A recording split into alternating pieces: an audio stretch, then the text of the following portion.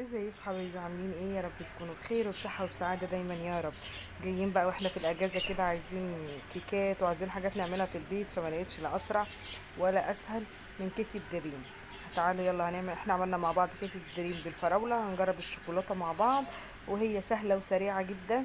ولو جايلك ضيوف على فجأة، قومي هاتيها واعمليها، هتخلصيها في اقل من ربع ساعة، هتكوني مسوية ومخلصة كل حاجة، وهتبقى معاكي في منتهى الجمال.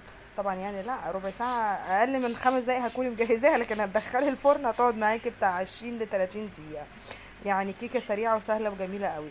اهم حاجة ان احنا المقادير بتاعتنا بسيطة وسهلة. اللي هنجيبها، هتجيب باكت كيكة دريم وهنفضيه زي ما انتم شايفين في البولة او الوعاء اللي هنعمله فيه. وهنجهز معانا 3 بيضات بدرجة حرارة الغرفة، ونص كوباية زبدة، ونص كوباية لبن او كوباية الا ربع لبن. هو مفيش لا اسهل ولا ابسط من كده. هي هنحط الخليط زي ما احنا قلنا، البودر اهو، هننزل بالثلاث بيضات مع بعض، والخطوات كلها مكتوبة على ظهر العلبة. وكل حاجة سهلة ومبسطة خالص ليكي لو هتقومي تعمليها على طول. هنحط الثلاث بيضات، وطبعا بيض يعني فانيليا. عندك فانيليا بودر، عندك فانيليا سايلة، اللي تحبيه اعملي بيه. حط حبة فانيليا كده حلوين اهو مع بعض. وكلها احلى ما فيها ان كلها بتتعمل مع. واهو قدامكم. يلا هننزل برشة الملح دي، يعني لازم مع اي كيك ولا اي حاجة، والكوباية الا ربع لبن او نص كوباية في الاول. وهندي بقى كده السمنة بتاعتنا كمان هننزل بيها. عندك زبدة عندك سمنة، اللي تحبي تعملي بيه اعملي بيه. نص كوباية الزبدة. وهتكون خلاص كده حطينا السمنة بتاعتنا. كده خلاص تجهيزات الكيكة بتاعتنا سهلة قوي. عايزة تضربيها في الخلاط، عندك بقى مضرب او مضرب يدوي اللي عندك. احنا غطينا بقى طبعا عشان العفارة اللي بيعملها الدقيق. هنضربها كده لمدة 5 دقايق لغاية لما الخليط كله يتجانس مع بعضه. هي طعمها خطير بجد، وريحتها في منتهى الجمال.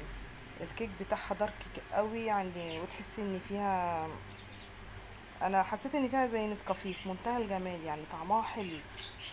عجبتني جدا طعم الكيك من جوه.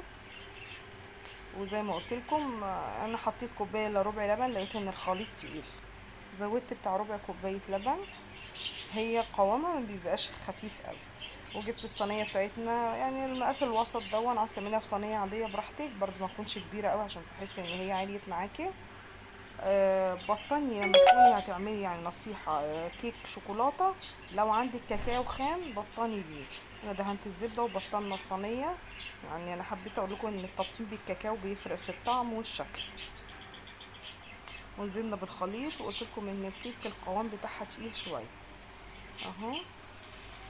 هتلاقي على العبوة مكتوب نص كوباية حليب او لبن، فانا حطيت كوباية الا ربع. نزلنا بالخليط بتاعنا كله، مش هنسيب حاجة فيه خالص. قدامكم ريحته جميلة بجد حتى هو قبل ما يدخل الفرن. نديها ضربة بس كده بحيث انها تتساوى مع بعض. خلاص. وفي الوقت ده طبعا اول ما ابتدينا نعمل الكيك مجهزين الفرن على درجة حرارة 180. يلا هندخل الفرن مع بعض على الرف الوسطاني، وهتاخد من 20 دقيقة ل30 دقيقة اهو مع بعض. بصوا يعني هي جميلة جدا وسهلة وسريعة، لو حد جايلك بسرعة او عاوزة تقومي تعملي لولادك في مصيف او في اي حتة صينية كيك وتاكلوها في منتهى الجمال حقيقي، مع كوباية بقى حاجة ساقعة، شاي، تفطري اللي انت عايزة تعملي بيه في منتهى الجمال حقيقي. كيك دريم في منتهى الجمال، وسهل وسريع بسرعة للناس اللي ما بتحبش تحضر وتعمل. يعني انصحك بكيك دريم في منتهى الجمال، والنتيجة سهلة والنتيجة خطيرة بجد، تشرفك قدام اي حد. هنقطع حتة هي المفروض تبرد تمام، لان وهي بتتقطع وهي سخنة بتفرفت.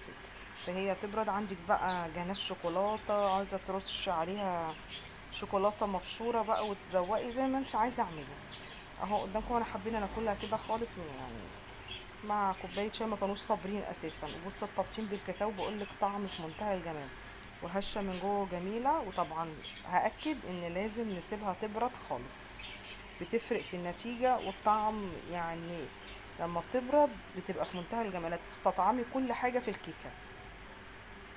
شكلها كان جميل وطعمها كان أجمل. وجربوا كيك دريم هتشرفكم قدام اي حد بقولها لكم تاني. و... ودايما بحب اقول لكم تجربتي ورأيي في كل منتج بجيبه. ويا رب دايما اكون عند حسن ظنكم واكون فايدة ونافع عليكم. وما تنسونيش باحلى حاجة منكم الدعوة، واللي ما اشتركش ينزل يشترك ويفعل الجرس عشان يوصل له كل جديد. والسلام عليكم ورحمة الله وبركاته.